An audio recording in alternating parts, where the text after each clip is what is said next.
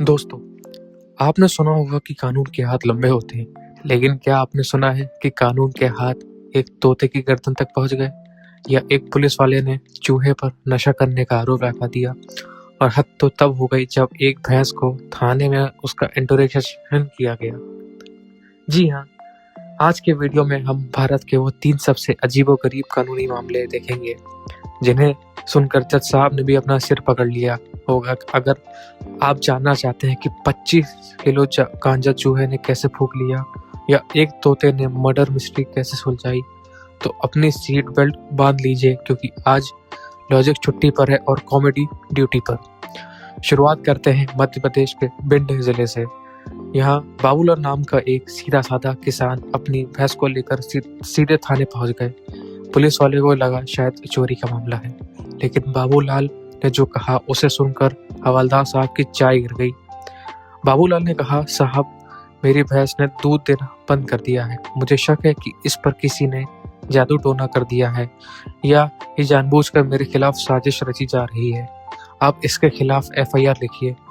मतलब सोचिए, पुलिस अब तक चोर डाकुओं को पकड़ रही थी, अब उन्हें भैंस से पूछा था, हाँ भाई, दूध क्यों नहीं दे रही हो? एवरेज कम आ रहा है? किसके इशारे पर काम कर रही हो? पुलिस पहले तो हंसी, लेकिन जब बाबूलाल नहीं माना तो पुलिस को एक्शन दिखाना पड़ा। पुलिस ने भैंस को थाने बुलाया। सीरियसली कह रहा हूँ, गांव वालों के लिए ये एनिमल कोड बन गया था। पुलिस ने एक वेटनरी डॉक्टर को बुलाया और भैंस का इंटरोगेशन चेकअप करवाया। डॉक्टर ने कहा, साहब, इसे जादू नहीं, अच्छा चारा चाहिए। पुलिस ने बाबूलाल को समझाया कि भाई, केस भैंस पर नहीं, अपने चारे वाली कंपनी या चारे वाली दुकान पर करूं। दोस्तों सोचिए, अगर भैंस को जेल हो जाती तो पुलिस उसे कैदी वाले कपड़े कैसे पहनाती, और पहनने के बाद भैंस लगती कैसे? क्या उसे सुबह शाम मुजरिम वाला नंबर दिया जाता? अब चलते हैं भिंड से थोड़ा ऊपर, उत्तर प्रदेश, मथुरा शहर में। यह मामला और भी हाई था। पुलिस ने एक रेड में करीब 581 किलो गांजा, जिसे कैनबिस कहते हैं, पकड़ा था।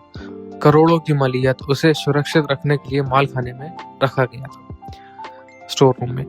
जब कुछ साल बाद कोर्ट में सबूत के तौर पर वो गांजा पेश करने को कहा तो पुलिस के पसीने छूट गए। माल खाने में गांजा था ही नहीं।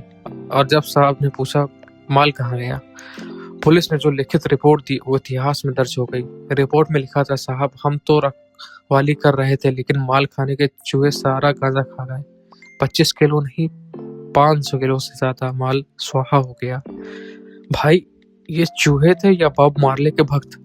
500 किलो गांजा खाने के बाद उन चूहों की हालत क्या रही होगी? वो तो नाली में गिरकर बॉब मार्ले का गाना गा रहे होंगे। जज साहब भी हैरान थे कि क्या चूहों को नशा नहीं चढ़ा, या वो चूहे इतने शातिर थे कि उन्होंने कोई सबूत ही नहीं छोड़ा। कोर्ट ने कहा, चूहों के पास क्या कोई सुपर पावर है? पुलिस ने सफाई दी कि चूहे छोटे होते हैं, कहीं से भी घुस जाते हैं। मामला 12 साल तक खिंच गया, लेकिन चूहों की गिरफ्तारी आज तक नहीं हुई। वो शायद कहीं बैठकर आज भी पार्टी कर रहे होंगे। अब बात करते हैं आगरा। मथुरा से थोड़ा और ऊपर चलते हैं, आगरा की तरफ। एक बहुत ही सीरियस मर्डर केस। लेडी का नाम नीलम, जिनका कत्ल मर्डर हो गया था। पुलिस के पास कोई सुराग नहीं था। शक तो बहुत लोगों पर था, लेकिन सबूत एकदम जीरो। घर में एक पालतू तोता था, हीरा नाम का। जब नीलम का भतीजा आशु घर आया तो हीरा चिल्लाने लगा, आशु ने मारा, आशु ने मारा, आशु ने मारा। पुलिस को पहले लगा ये इत्तेफाक है, लेकिन जब भी आशु का नाम लिया जाता तोता पागल हो जाता। ये मामला इतना अजीब था कि पुलिस ने तोते के रिएक्शन को अपनी इन्वेस्टिगेशन का हिस्सा बनाया। हालांकि कानूनन एक पक्षी की गवाही कोर्ट में माने नहीं हो सकती, लेकिन तोते के इशारे ने पुलिस को वो सबूत ढूंढने में मदद की जो वो मिस कर रहे थे। सोचिए, अगर तोता विटनेस बॉक्स में खड़ा होता तो वकील उससे कैसे पूछते, मिस्टर हीरा, क्या आपने मुजरिम को खून करते देखा था या आप सिर्फ मिर्ची खाने में बिजी थे? तो दोस्तों, ये थे भारत के 3 सबसे वाइल्ड कानूनी किस्से। एक ने दूध नहीं दिया, एक ने नशा किया और एक ने कातिल को पकड़वाया।